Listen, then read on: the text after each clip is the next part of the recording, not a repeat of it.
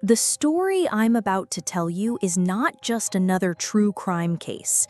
It is one of Japan's most chilling mysteries, an unsolved crime spree that terrorized the nation throughout the 1980s. Known only by a name as bizarre as it is haunting, the monster with 21 faces. This group of criminals targeted some of the country's biggest food companies, leaving behind cryptic letters, poison candy threats, and a trail of fear that shook the very foundations of Japanese society. This was not just about money. It was about power, humiliation, and a chilling game of cat and mouse played with both the police and the public. But who exactly were they? A gang of organized criminals? A faction of the Yakuza? Or just a small group of men with a grudge so deep that they risked everything to turn an entire nation upside down? Tonight, we go back to 1984, when the nightmare began. It all started on the night of March 18th, 1984. Katsuhisa Ezaki, the president of Glico, one of Japan's largest candy and snack manufacturers, was at home with his family. Suddenly, two masked men broke into his house. They subdued his wife and young daughter, tied them up, and demanded only one thing: Katsuhisa himself.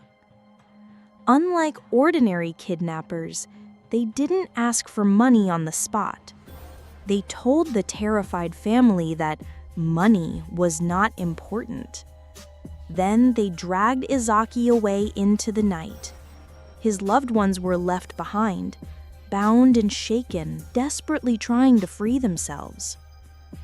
Within hours, a ransom letter arrived. The criminals demanded 1 billion yen and 100 kilograms of gold bullion in exchange for the president's safe return. But before any negotiations could even begin, something unexpected happened. Just 3 days later, Katsuhisa Ezaki managed to escape. He had been locked inside a warehouse in Ibaraki, near Osaka, with no guards watching over him. Taking advantage of the carelessness, he fled and contacted the police. It seemed like the nightmare was over, but in reality, this was only the beginning.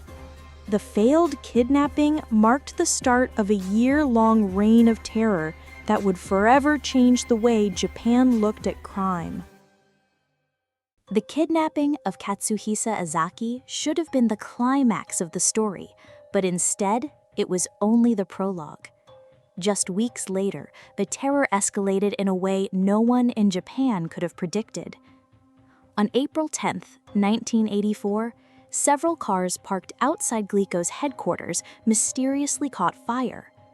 The flames consumed company property and left employees shaken.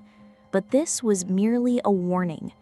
Exactly 1 month later, a chilling letter arrived.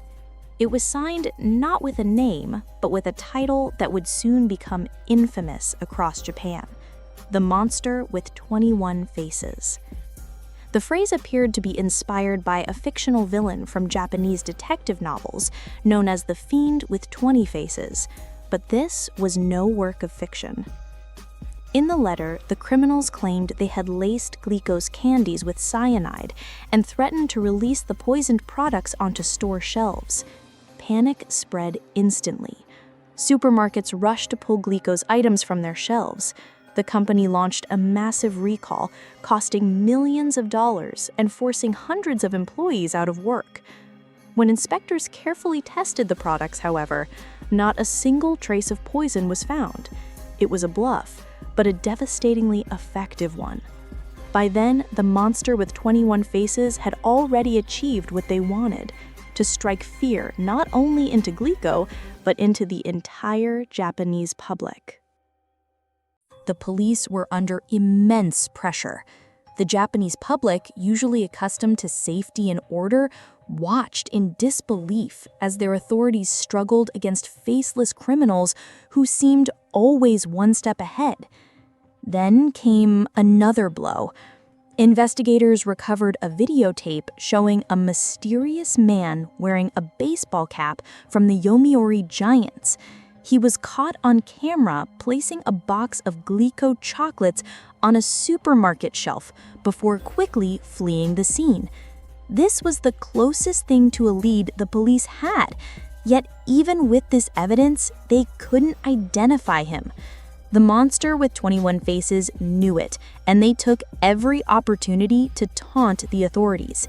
In one letter, written in a distinct Osaka dialect, the group openly mocked the police. "Don't tell lies. All evil starts with lies. You useless police officers don't even know that?" The letter even explained how they had entered Glico's factory, as if daring the investigators to touch them. By June 1984, however, the game suddenly shifted. A short message arrived that read only, "We forgive Glico." There was no explanation, no demands, no reasoning. And just like that, the attacks on Glico abruptly stopped. For a moment, it seemed the nightmare had ended, but the truth was far darker. The monster with 21 faces wasn't finished. They were simply changing targets. Their new victims were other major food companies, Morinaga, Marudai, and House Foods Corporation. These were household names in Japan, producing candies and snacks beloved by families nationwide. Soon, housewives across the country received chilling warnings.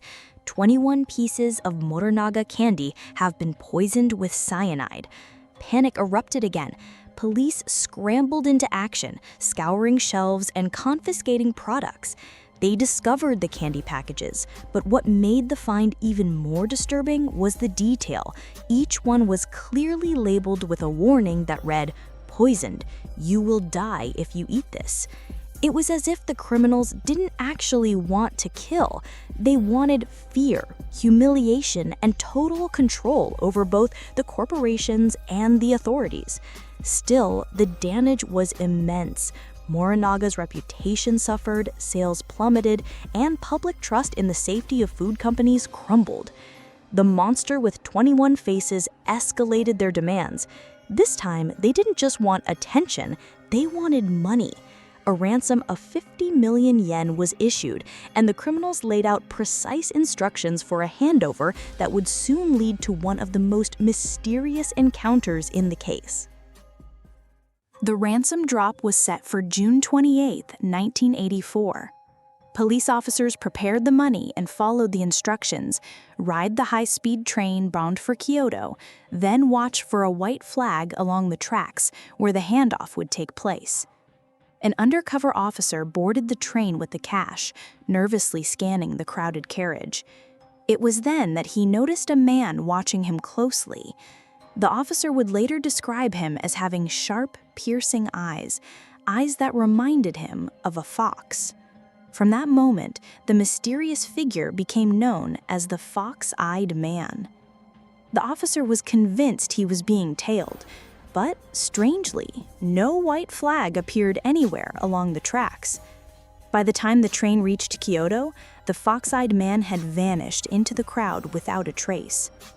Months later, in November 1984, the criminals tried again. This time, they demanded 100 million yen and instructed the money to be placed inside a delivery truck near a white cloth on the Meishin Expressway. A massive police operation followed, involving forces from Osaka, Kyoto, and Kobe. The designated spot was found. The white cloth was there, but the container described in the instructions was missing. Once again, the monster with 21 faces had outsmarted the authorities. Then came another sighting. A patrol officer in Shiga spotted a suspicious car near the handover point. Sitting inside was a man with headphones connected to a police radio scanner, the fox-eyed man. Before the officer could act, the suspect sped away. The car was later found abandoned, stolen, with radio equipment left behind. Despite their efforts, the police had let their prime suspect slip through their fingers. The fox-eyed man became the central figure of the investigation, yet his true identity was never discovered. By late 1984, the monster with 21 faces had expanded their threats to even more companies, including the famous confectionery brand Fujaya. Each new warning sent waves of fear through households, forcing nationwide product recalls and costing millions in damages. But despite massive police mobilization, the criminals always seemed untouchable. Public frustration grew, and the press harshly criticized law enforcement for their failures. The shadow of the fox-eyed man loomed larger than ever. He had been seen, almost cornered, and yet still escaped. Then, in August 1985, the investigation reached its darkest moment. Yamamoto, the police superintendent of Shiga Prefecture, faced relentless pressure and humiliation over his inability to stop the crimes. One morning, he drove to a parking lot, doused himself in gasoline, and set himself on fire. His shocking suicide sent ripples of grief and anger across the nation. Only 5 days later, the monster with 21 faces sent another letter. This time, they mocked Yamamoto's death. Yamamoto of Shiga Police has died. He was a fool, but he died like a man, so we give him our condolences.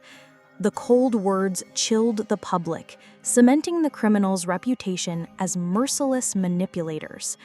And then, as suddenly as it had begun, the letter stopped. The monster with 21 faces announced they would no longer terrorize food companies. After more than a year of fear, humiliation, and chaos, Japan's most infamous anonymous criminals simply disappeared. But the mystery was far from over.